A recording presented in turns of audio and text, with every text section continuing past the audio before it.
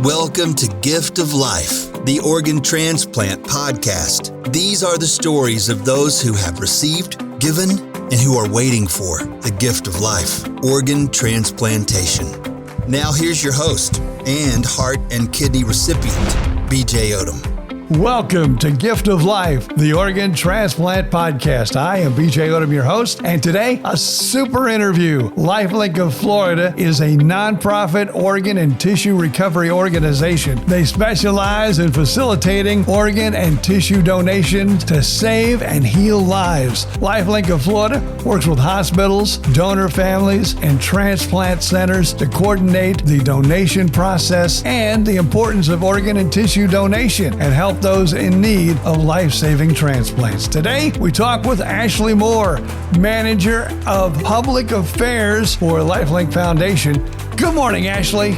Good morning. Thanks so much for having me. Hey, it's a pleasure. Excited about talking with you because so much going on with the LifeLink Foundation. Now, LifeLink, though, that also has offices in Georgia also. Am I correct? That's correct. At the LifeLink Foundation, we actually have 3 different organ recovery programs. So we care for about 15 counties on the west coast of Florida. That's where I work. And then we also have LifeLink of Georgia and LifeLink of Puerto Rico, where we handle organ recovery. So let's talk about some of the major myths and misconceptions about donation, because I know they're out there and they're running rapid. Absolutely. Unfortunately, the work that we do in the community, we hear a lot of different things from people that may prevent them from wanting to sign up to save lives. And I would say one of the biggest things that we hear that is untrue is people have concerns about registering for donation because they think for some reason if they get into an accident or something happens to them that maybe a doctor won't try as hard to save their life. And that's just not true. That's not how donation works. It's actually a pretty formal process. Your family's involved, and it's actually quite rare to become an organ donor. So when we talk to people in the community, we try to explain the process of donation, because if you were to get into an accident, you're going to get to the hospital, hopefully, and doctors are going to treat you. The doctors that are treating you at the hospital are not the same people doing organ recovery. That is a completely separate program. And also, the doctors that are treating you don't have access to the donor registry. Only the organ recovery programs can truly check to see if you're a registered donor. And when you put that on your license, as about 97% of people do when they sign up, they do it through the driver's license. That's just for you to know that you did it. We don't actually look to your driver's license for verification. The verification, we actually check that on the back end of the Donate Life Florida registry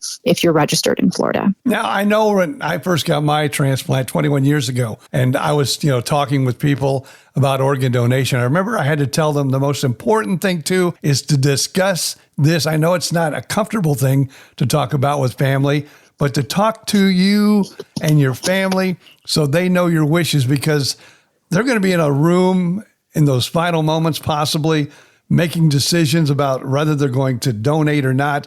And it's going to be up to them. And unless they know your wishes, they may do something different. Correct. And that's an important thing I think we talk about, because a lot of people don't realize that when you register your decision to become an organ, eye, and tissue donor, that is truly your decision. You're giving consent for an organ recovery program or a tissue recovery program to carry out that decision that you wanted to help save lives or to help enhance lives. So it's so important that you do tell your family that you have signed up, because many times, LifeLink or another program like ours may be coming and speaking with you, and it's the first time that your family's actually being notified. And that could be quite shocking, especially if they weren't prepared. Unfortunately, many people who pass away, you do have to pass away in a very specific manner for organ donation, and we call that brain death. And it's not common. It doesn't happen all the time. So it's it can be very jarring for somebody to not know that information. And many times the first time they're hearing that is when LifeLink's talking to them, letting them know that your loved one had registered to be a donor, and we're here to support their decision.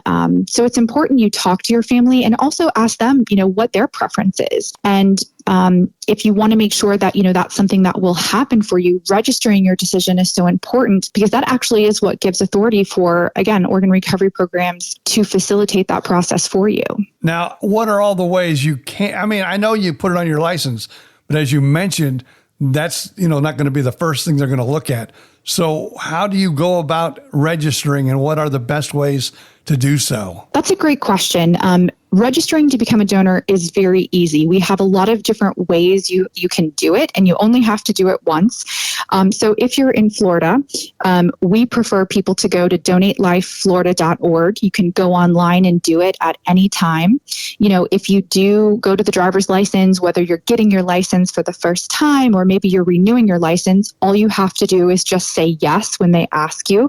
What happens is they put that on your card. You'll have the symbol of the heart and the word donor on the bottom right. But really what that information is doing is going to the registry at the end of the day, the Donate Life Florida registry, so that information is getting tracked. So that's one way. And then when we go out into the community, we actually do have paper forms for people to fill out. It's becoming, I think, less common because more people want to do it online. But if you're more comfortable writing that out and submitting it, we can also do it that way. Now, there are also other registries. There are now national registries. So these are great for people who maybe travel a lot, or maybe they're not in one state. Maybe they're a student that are in different states, throughout the year. So the National Donor Registry is also online. It's called registerme.org. And that's another easy way for people to just sign up once and never have to worry about it. And so we do encourage people to go there. And then Donate Life America, who is kind of like the national brand for the Donate Life cause, they actually partnered with Apple. And so for people who have Apple phones, they can go to your health app and you can actually sign up on the National Registry right through that app. So we try to make it really easy for people to make that life-saving decision. Yeah, especially here in Florida, because we have snowbirds that, come down for a while and then go back north. So that would be very important for those folks to do the National Registry then. Yes, it makes it super easy. You don't have to worry about it. And of course, a lot of people will ask me, well, people do pass away here that aren't from here. So how do you know that they're registered donors? And while we can't access the state that they had registered in, what we can see is that, as we work with the family, if donation is a possibility, we will know that you're not from here. So what we'll have to do is we will have to call the state you're from or check the national, which we do have access to the National Registry, and we can see, we can request that information from a different state. So it does take a little bit longer, for us to verify that. That's why it's really important to register where you live in. So if you move throughout your lifetime to a different state, remember to register when you go to that new state. Now, we hear that a lot about being, brain dead. And I know it takes, 2 doctors to declare you brain dead before they would even think about organ donation. Am I correct on that still? Right. So what happens typically in a brain death situation, there's some type of major trauma to the brain. So that could be internal. Maybe you have a stroke or any lack of oxygen to the brain. Could be a heart attack and your heart stops, right? And you don't have that oxygen continuing to flow. It could be an external injury where maybe you hit your head really hard and your brain has started to swell, cutting off that oxygen. And typically in any scenario, obviously you're going to get rushed to the hospital if you've got major trauma. You're going to be put on a ventilator. If your brain is not working, telling your body to breathe, that oxygen can be pumped into your system. And some people who have brain trauma, sometimes we hear the word coma. In that situation, you do have brain activity. You may recover from that scenario. That's not a time where donation is being considered because you still have brain activity. You could recover. We're looking at patients who are progressing more to serious levels of lower level brain activity. So when people talk about a vegetative state, you have severe trauma that is non-recoverable. So you will never get up and walk and talk again, but you still have some lower level brain activity. Again, that's not at the point where brain death occurs. Brain death is that final state where you've lost the entire flow of oxygen to the brain and you no longer have any brain activity. And that is done in Florida. 2 different doctors do perform what they call brain death testing to determine if you actually have hit that state. And that's really at the point where organ donation can become possible because you have a ventilator pumping the oxygen into the system.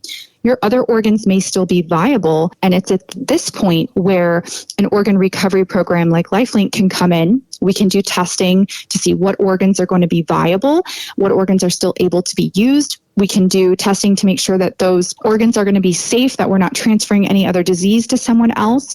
We do all of that on the back end.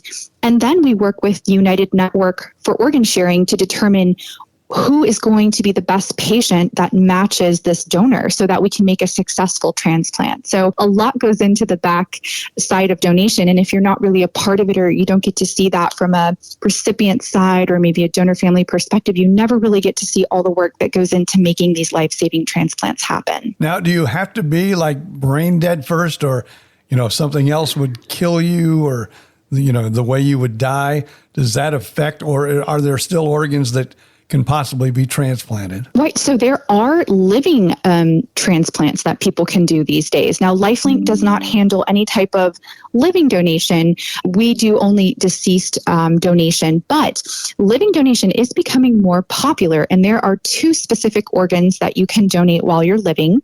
One, the most common one right now, is a kidney. You can donate one of your kidneys because your body can survive with one. And that's a pretty amazing opportunity to save a life while you're alive. And then there's also the split liver transplant, where you can donate a portion of your liver to someone else. And that is a very cool organ because it's one of the only organs that can regenerate and regrow back to its original size. So those types of transplants, if somebody's interested in learning more about those, I recommend you go to a local transplant center in your area to see if you could get tested, if that's something you're considering. Many people may have a friend or a family member that needs a kidney or a liver, and you could potentially donate to them. You do have to be fairly healthy, and you do have to medically match them. So they would do testing to determine if you would be a good match. So there are really cool, unique ways that you can save lives while living. Now, if you're old and feeble, like someone like me, can you still donate organs, or how does all that work? Absolutely. And I would say, going back to our myths and misconceptions, this is the second biggest myth that I often hear, especially in Florida, as we have a lot of older folks who've retired here. When I go out into communities, many people will tell me, I think I'm just too old, and I have this health condition or that. The truth is, people who need transplants, there's about 103,000 people waiting for a transplant in the United States. About 5,200 of those individuals live in our state of Florida. If you need a transplant, you are very ill. And this is the final thing that could potentially help you. Not only help you, but really restore you back to being able to live a somewhat normal life. Getting back to work, or maybe getting back to school, or just being able to support, your family. The age is not really a factor, because none of us know exactly how we're going to be when we pass.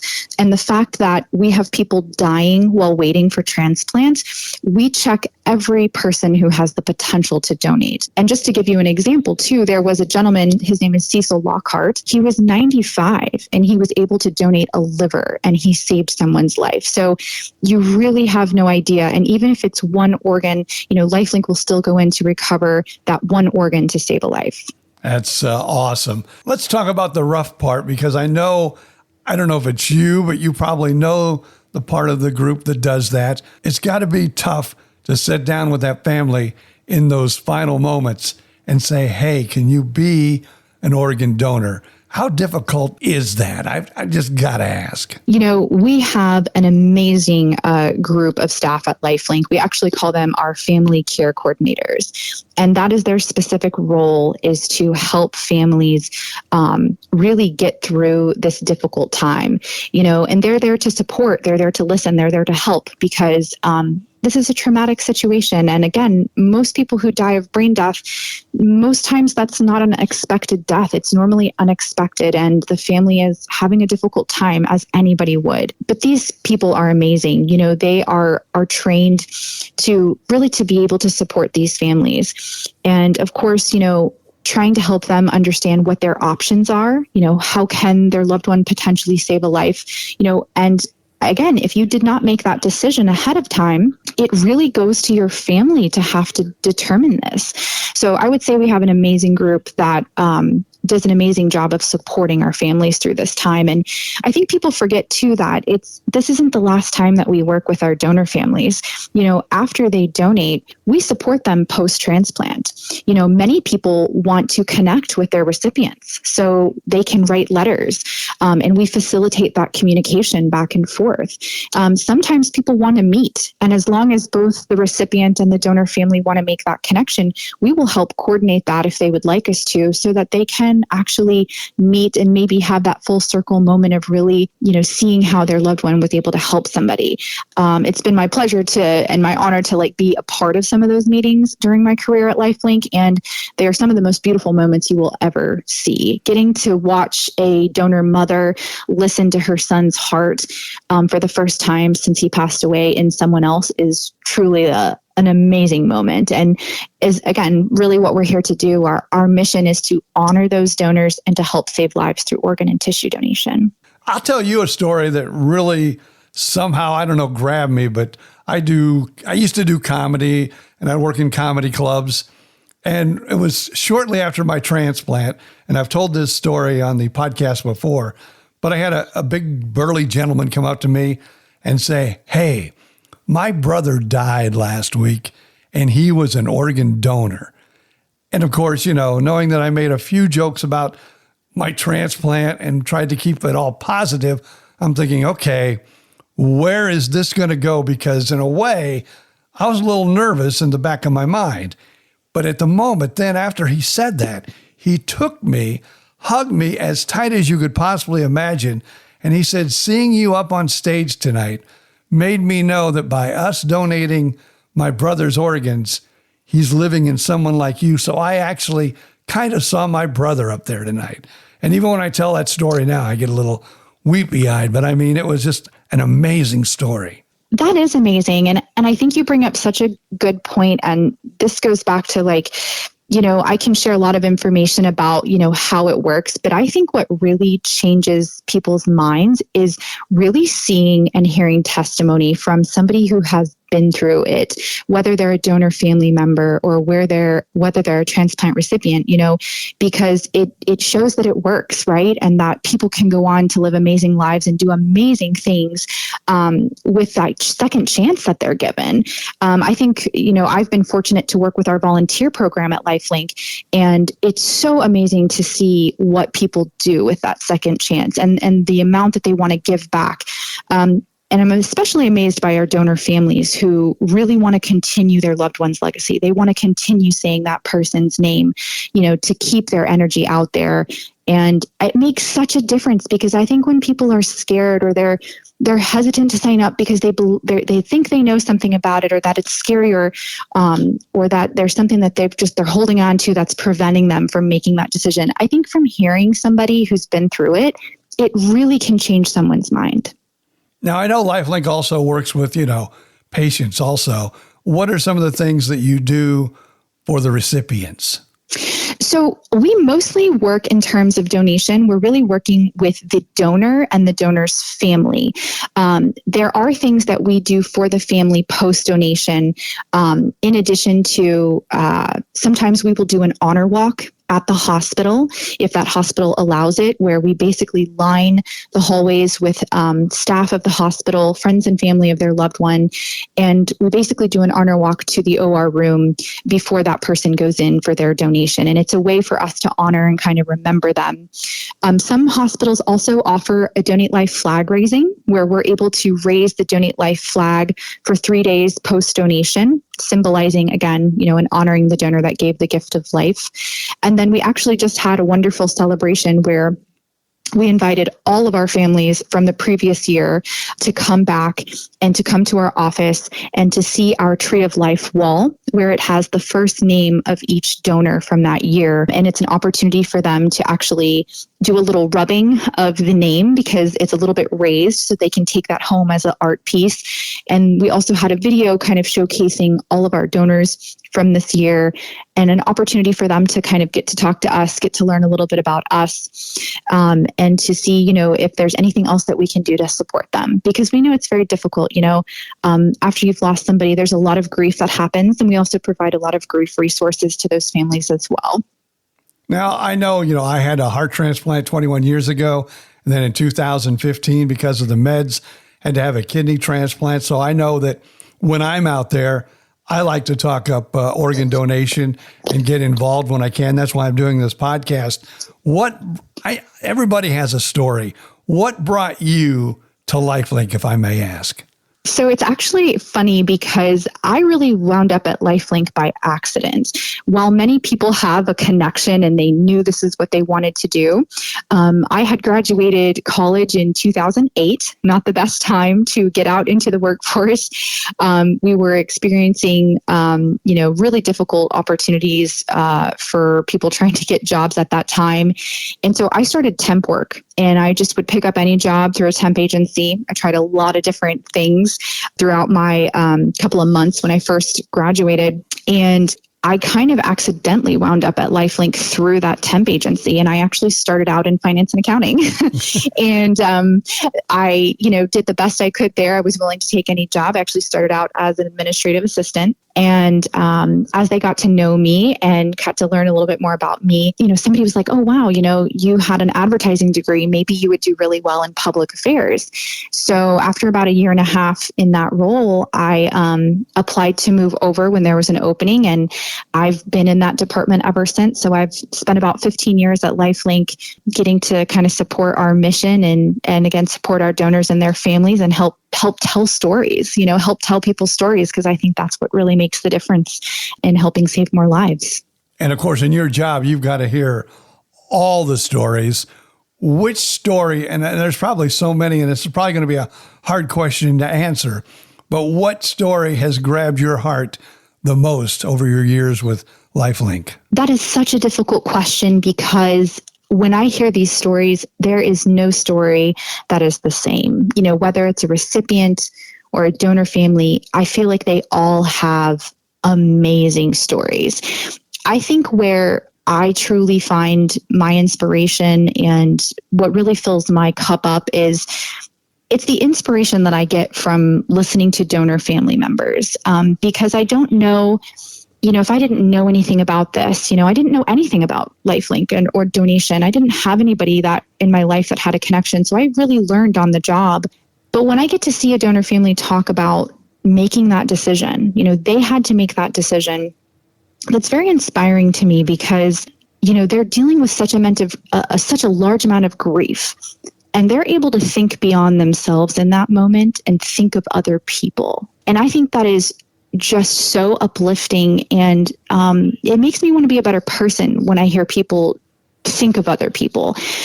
So it's one of those things that's always got me as such it's a moving thing, and to help other people. I think that's what life should be about. It's not always about us and what we're going through, but to me, to be able to look beyond yourself in that moment is hard. And those are the people that I look up to and I want to be more like, so I think that's what really motivates me. Now, I had an interview last week with Al Brock, who had a liver transplant. Unfortunately, a few years before that, he had lost his wife. And now that he has a liver transplant, he was telling me he wished so much that he would have, when his wife passed, that they would have donated her organs and let her become a donor, because he has now learned how important it is, has saved his life. Do you hear this many times over and over? We do. And I think it all goes back to education. If we don't know what we're signing up for, it's really hard to make that decision. And I think when you understand the impact and how much it can really help somebody and truly save their life, it makes you think differently about it. And I think it takes away that fear that, you don't really understand it, so you're not sure about it. You may not want to sign up, but that's why we have to learn. We have to be open to listening to new things. And I think, again, what you're doing here and trying to teach people about the amazing stories that come out of donation through this podcast, it's a great way for people to learn in a fun way about how impactful it is and what these amazing people are doing, again, with their second chance. That's also very, very inspiring, I think. Well, I've had people tell me too, and I remember when I first got the heart transplant, it was kind of amazing because people would see me out in public and say, wow, you're looking great. You look so good. And I'm going, well, that's the reason why I got a transplant. It's not like you're going to get a transplant. I mean, yes, there's bumps along the road, with the anti-rejection drugs and things like that. But I mean, you get to live, like you say, a second chance. It's a whole new life. I was sick from birth. And so when I got my new heart, I felt amazing because I didn't even know how good a person could feel from even being a child all the way up to when I was 50 years old when I got the transplant. It's amazing what it can do for a person. It is. And it's so funny you say that because I commonly hear the same thing. It's two different things. Many people who've been chronically ill for a long time, maybe they've been on dialysis, they have kidney disease. One common thing I hear from kidney recipients is that I didn't know how sick I was. I got so used to feeling that way every day that when I got my transplant, it really, that light bulb went off of like, oh my gosh, I feel so much better. Again, that quality of life and the extension of life there. And then as you said too, I think some people, when we educate, I think some people think they're going to know you got a transplant. They're going to see that you're sick or something, but there's no obvious way to know that anyone's received a transplant. You do look good. You get returned to health in many ways. It's not obvious that you've received anything. So I think people just assume they're going to be able to tell, and they really can't. Well, I moved from Southwest Florida to Central Florida. So, all my transplant doctors are the same. They are fantastic. Tampa General did wonderful things. And if I have anything major, I'll always go to Tampa General. But I've, got some, new dermatologists, some new regular doctors. And it's so funny. Like I'll go in for a regular visit and they'll find out all the things that I went through. And they go, oh my God, you look so amazing for all you've went through. And that just, to me, I mean, I bubble with joy every time I hear that from a doctor. Exactly. And it's funny also too, transplant in the scheme of, medicine, they really only started doing them in the mid 50s. It's still fairly new medicine that is evolving and is getting better with time. There's so much technology that's coming out, still trying to improve it and make it better. And it's just so fascinating because, if you don't work in transplant, which is it's a niche area of medicine, you don't know all of the intricacies of what goes on. And that's why also too, it's very important that we continue to educate everyone, not only the public, but also healthcare workers, because if you don't work in it, you don't necessarily know all the intricacies of donation. I think some people just think because you work in medicine, you may know, but you don't, because it's a very niche, area of focus. Now, I don't know if your organization does this or not, but what do you see what's on the horizon and how close we are for some of these new technologies? So we monitor a lot of things that are going on to see what's happening. We also try to, work on new things ourselves. We try to be a part of a lot of research programs, that are going to help further, this field, which is amazing to see. I can personally share, just what I've seen in the news recently, which I think is pretty fascinating. We've seen in the last few years that they are trying to do xenotransplants, so pig transplants to humans. They have done a heart and they have done a kidney. And so we've been kind of watching that and seeing how that's been going. Unfortunately, the person who received the kidney has passed away, and the heart recipient, I didn't think made it that long as well. He also passed away, but it's interesting to see, that's what's happening. That's what people are testing out right now, to see if that's something that could help, again, supply more organs, because the truth is we don't have enough. I was telling about that wait list. It's a long wait for some patients, depending on, how sick you are. It can take many years potentially to get transplanted. So there's definitely a lot of research and a lot of different aspects, going into how can we, have more organs available. Maybe the question I should ask you too, which is a sad question, but it's reality. How many patients do we probably lose a year because there weren't enough organs? So roughly the statistic today is that we lose 17 people a day in the United States. that were waiting because we didn't have enough to go around. And that's still quite a lot of people who are passing away. And I think when we talk about why registering to donate is important, it's important because people are dying today. We just don't have enough. I would say for Florida, about 50%, almost 50% of adults are registered. And that's a great number, right? We would love to see that grow because, again, we still don't have enough to fulfill the need that we currently have. I also think what we're going to see in the future, living donation is going to become, I think, more popular, especially for kidneys, because kidneys is 80% of the wait list. Most people that are waiting need a kidney transplant. So I do think we're going to see living donation become more common. I certainly hear about it a lot more than I used to when I first started. And then I do think, eventually we will see a registry for living donation. I do believe that's on the horizon. There's pilot programs currently going on right now to kind of perfect that and get that going. So if somebody does want to be an altruistic donor and to maybe donate to somebody they don't know, they can actually sign up and there's a pathway for them to do that. So I think those are exciting things on the horizon as well. And then also, too, if you are a donor, I guess, and you know someone that you'd like to donate to, but yet they can't take your kidney, there are programs that would allow you to donate in their name or something like that? Maybe you can explain it a little better. Absolutely. So their programs, they are called paired exchanges, and you can create these really long kidney chains. And so if you look them up, you can see there's articles about them. But essentially, if you needed a transplant and I wanted to donate to you, but we weren't medically compatible, we could find another group that isn't compatible, but we could switch with each other.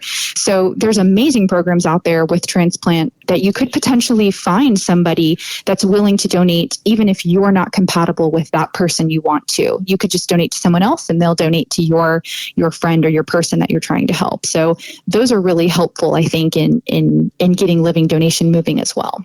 Well, as a transplant patient myself, proof I've been here 21 extra years, I just want to say from the bottom of my heart, I appreciate so much what you do.